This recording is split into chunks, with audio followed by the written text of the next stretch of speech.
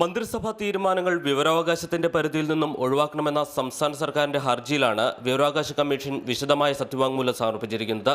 സർക്കാരിന്റെ ആവശ്യം പൊതുജന താൽപര്യത്തിന് വിരുദ്ധമാണെന്ന് കമ്മീഷൻ സത്യവാങ്മൂലത്തിൽ ചൂണ്ടിക്കാട്ടുന്നു. സാങ്കേതിക കാരണങ്ങൾ പറഞ്ഞ് വിവരാവകാശ അപേക്ഷകൾ തള്ളുന്നത് ശരിയല്ല.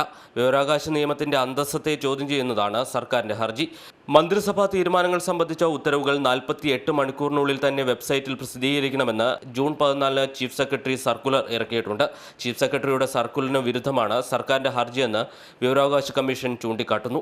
ചുരുക്കത്തിൽ പൊതുജന ദൃഷ്ടിയിൽ നിന്നും ക്യാബിനറ്റ് തീരുമാനങ്ങൾ മറച്ചുവെക്കുന്നതിന് വേണ്ടിയുള്ള ഒരു ശ്രമമായി മാത്രമാണ് ഇതിനെ നമുക്ക് കാണാൻ കഴിയുക. അതിൻ്റെ ഒരു തുടർച്ചയായി വേണം ഹൈക്കോടതിയിൽ കമ്മീഷന്റെ തീരുമാനത്തെ ചോദ്യം ചെയ്തുകൊണ്ട് സർക്കാർ സമീപിച്ചിട്ടുള്ളത്. മന്ത്രിസഭയുടെ അപൂർണ തീരുമാനങ്ങൾ വിവരാവകാശ നിയമപ്രകാരം നൽകാൻ കമ്മീഷൻ സർക്കാരിനോട് ആവശ്യപ്പെട്ടുവെന്നാണ് ഹർജിയിൽ ആരോപിക്കുന്നത്. എന്നാൽ ഈ ആരോപണം കമ്മീഷൻ തള്ളി. കമ്മീഷന്റെ ഉത്തരവ് നിയമപരമാണെന്നും സത്യവാങ്മൂലത്തിൽ ചൂണ്ടിക്കാട്ടുന്നു. UDF സർക്കാരിന്റെ അവസാന കാലത്തെ മന്ത്രിസഭാ തീരുമാനങ്ങൾ നൽകാനാവില്ലെന്ന സർക്കാർ നിലപാടിനെതിരെ വിവരാവകാശ പ്രവർത്തകൻ അഡ്വക്കേറ്റ് DB ബിനുവാണ് ഹൈക്കോടതിയെ സമീപിച്ചത്. ജൈനസ് രാജു, മാതൃഭൂമി ന്യൂസ്, കൊച്ചി.